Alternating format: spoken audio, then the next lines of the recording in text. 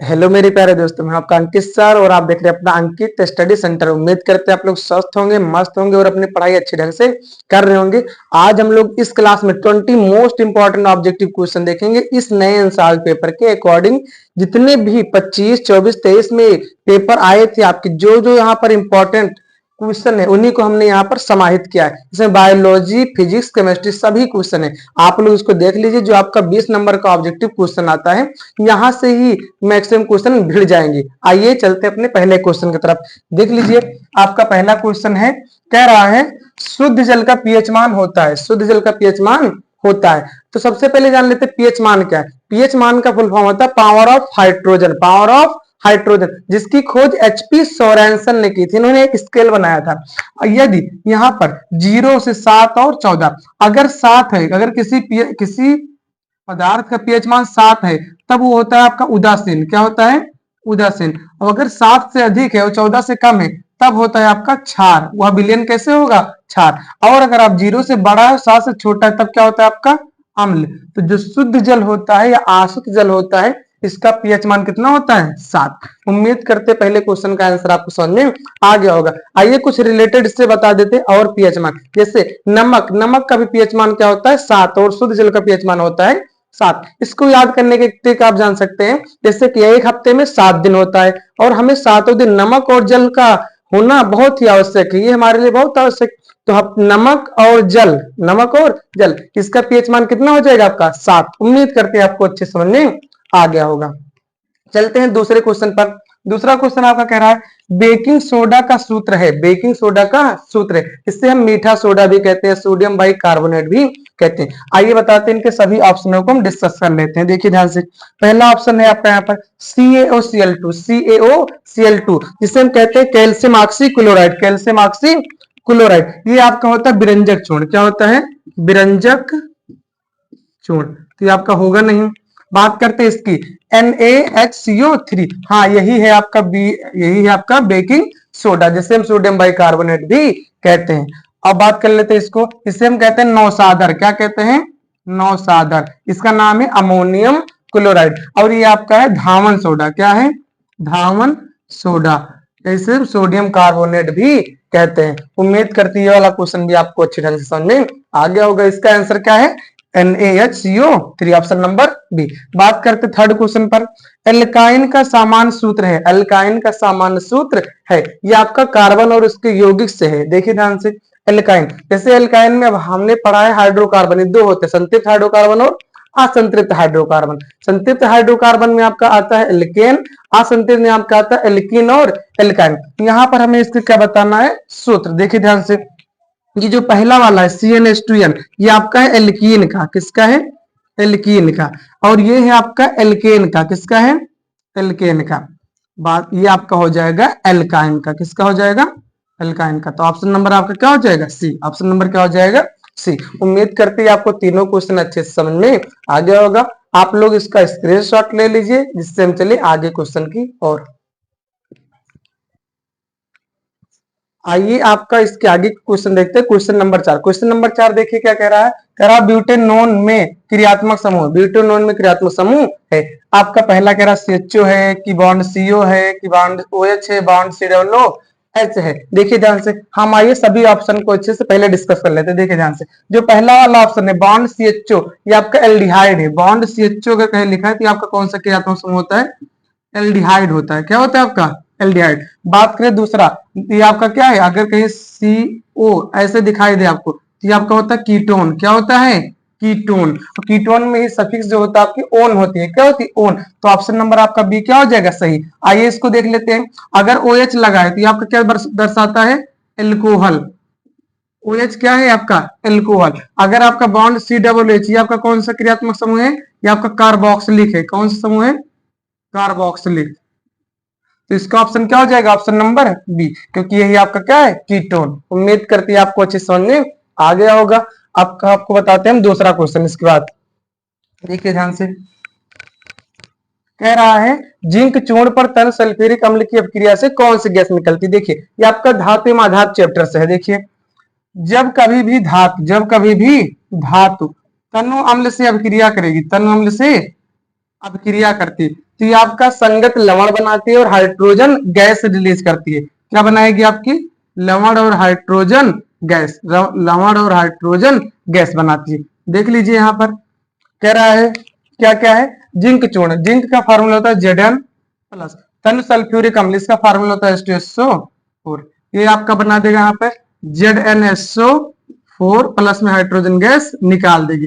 तो जब कभी भी आपका धातु तनु अम्ल से क्रिया करेगी, कौन सी गैस रिलीज करेगी? Hydrogen gas. तो option number A H2O2 CO2 Cl2। तो ऑप्शन नंबर ए आपका क्या हो जाएगा? सही। उम्मीद करती है क्वेश्चन भी आपको अच्छी ढंग से समझ में आ गया होगा। चलते हैं आपका अपने 6वें क्वेश्चन पर। इसमें क्या कह रहा है सही स्तंभों को मिलान कीजिए। इधर ए है, इधर बी है।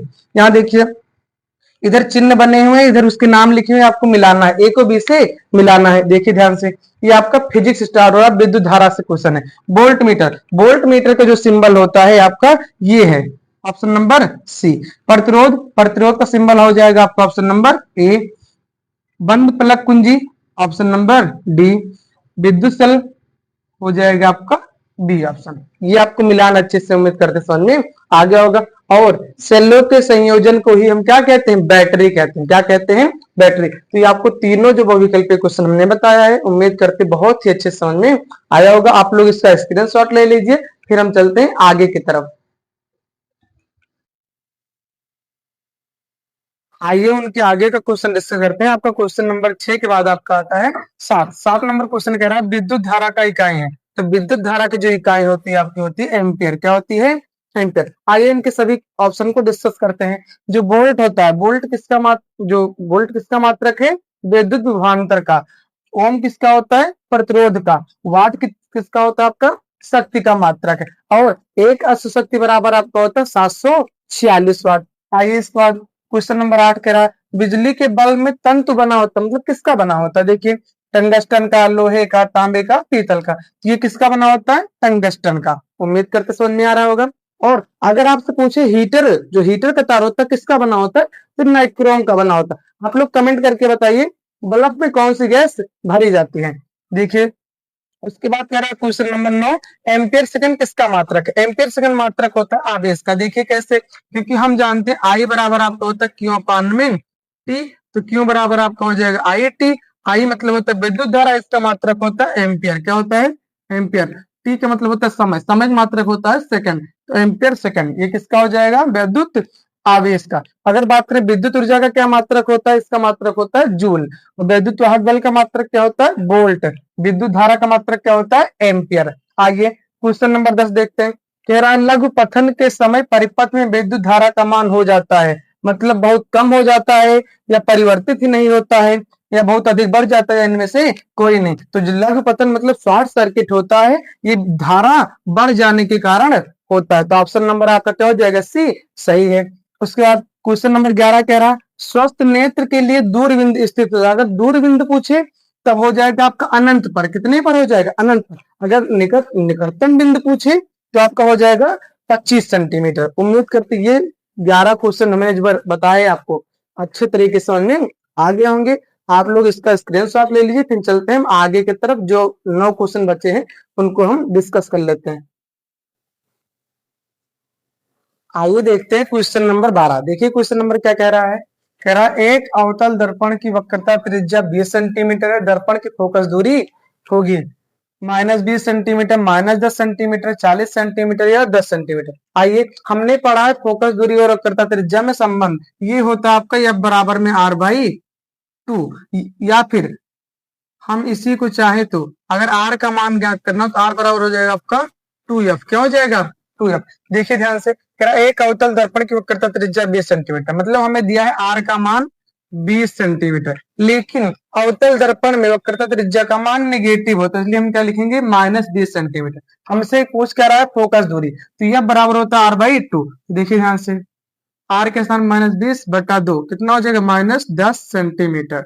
तो आपका फोकस दूरी आ जाएगा ऑप्शन नंबर बी, -10 सेंटीमीटर। उम्मीद करते हैं आपको समझ में आ गया होगा। उसके बाद कह एक लेंस की क्षमता +2 डायोप्टर है, इसकी फोकस दूरी सेंटीमीटर में कितनी होगी? आइए बताते हैं आपको। पहला option 50 centimetre, -50 centimetre, +25 centimetre, -25 centimetre. देखिए ध्यान से,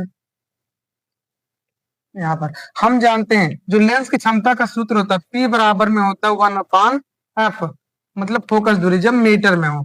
अगर इसी को हम सेंटीमीटर में चेंज करें तो आपका हो जाएगा P बराबर में 100/f सेंटीमीटर में। देखिए ध्यान से, आपसे कह रहा है एक लेंस की क्षमता प्लस 2 डायोप्टर, मतलब P का मान हमें दिया गया, उसकी फोकस दूरी ज्ञात करनी, वो भी सेंटीमीटर में। तो हम जानते हैं सूत्र P बराबर हो जाएगा 100/f, क्योंकि सेंटीमीटर में पूछ रहा है। P का मान आपके पास कितना है 2 बराबर 100/f, 2 से कट जाएगा 50, आपका F बराबर आ जाएगा यहाँ पर 50 सेंटीमीटर। जो फोकस दूरी आपकी आ जाएगी कितनी आ जाएगी 50 सेंटीमीटर। ऑप्शन नंबर ए।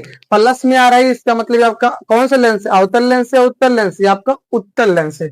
आगे चलते हैं, कह रहा है उसका तारों के टिमटिमाने की घटना का कारण क्या है, वायुमंडलीय अपवर्तन, वायुमंडलीय परावर्तन, वायुमंडलीय प्रकीर्णन, या इनमें से कोई नहीं। तो जो तारों का टिमटिमाने का कारण है आपका वायुमंडलीय अपवर्तन। ऑप्शन नंबर ए आपका क्या हो जाएगा, सही हो जाएगा। उसके बाद कह रहा है 15 नंबर क्वेश्चन, दूरदृष्टि दोष या जिसे को हम दीर्घ दृष्टि दोष कहते हैं, इसके निवारण में हम कौन सा लेंस यूज करते हैं, आइए बताते हैं।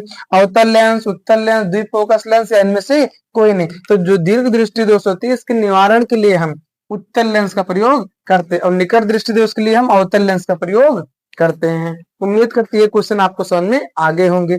चलते हैं आगे, बायोलॉजी से क्वेश्चन है आपका 16 नंबर। करा वृक्कों का कार्य होता है, वृक्क मतलब किडनी, देखिए ध्यान से, श्वसन होता है, प्रजनन होता है, उत्सर्जन होता है, पाचन होता है। तो जो वृक्क होता है, किडनी होता है, एक शरीर से अपशिष्ट पदार्थों को निकालने का काम करता है, ये उत्सर्जन करता है। क्या करता है, उत्सर्जन। उम्मीद करती है क्वेश्चन भी आपको अच्छे समझ में आगे होंगे। ये सब मोस्ट इंपॉर्टेंट क्वेश्चन है, आप लोग इनको जरूर एक बार देख लेना।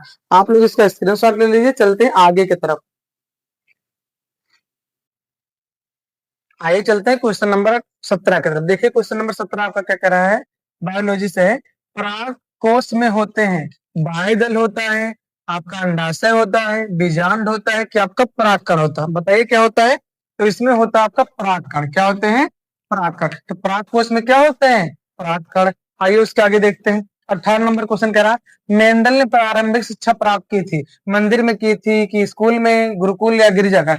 तो जो मेंडल थे, इन्होंने अपना जो शिक्षा प्राप्त की थी कहां पर की थी, गिरजाघर में। और अगर आपसे पूछ लें गणित एवं विज्ञान किस जो शिक्षा है किस विश्वविद्यालय से प्राप्त किए थे, तो ये वियना विश्वविद्यालय से किए थे। देखिए ध्यान से, तो उसका क्वेश्चन नंबर कह रहा है आपसे 19, मेंडल ने अपना प्रयोग निम्न में से किस पौधे पर किया था, पपीते के पौधे पर, की आलू के, मटर के, अंगूर के, किस पौधे पर किया था। तो उन्होंने आपका जो प्रयोग किया था किस पर किया था, मटर पर। मटर का वैज्ञानिक नाम क्या होता है, पाइसम सेटाइयम, पाइसम सेटाइयम, इन्होंने इसी पर प्रयोग किया था। पपीता आपका एक लिंगी पुष्प है। आइए चलते हैं 20 नंबर क्वेश्चन पर। कह रहा मानव में गुणसूत्र की संख्या होती, अगर संख्या की बात करें तो 46 होता है, अगर जोड़ी की बात करें तो 23 जोड़ी होती है। लास्ट क्वेश्चन आपका कह रहा है, पुरुष में लिंग गुणसूत्र होता है, पुरुष में जो होता है आपका लिंग गुणसूत्र आपका होता है एक्स वाई, और जो महिलाओं मतलब स्त्रियों में होता है उसमें होता है एक्स एक्स। उम्मीद करते हैं हमने जितने भी आपको 20 मोस्ट इंपॉर्टेंट ऑब्जेक्टिव क्वेश्चन बताए आपको अच्छे तरीके से समझ में आया होगा। आप लोग इसको देख लीजिए, और आपको जिस टॉपिक पर वीडियो चाहिए आप बताइए, उस पर हम टॉपिक लेकर आएंगे। थैंक यू, बाय मेरे प्यारे बच्चों।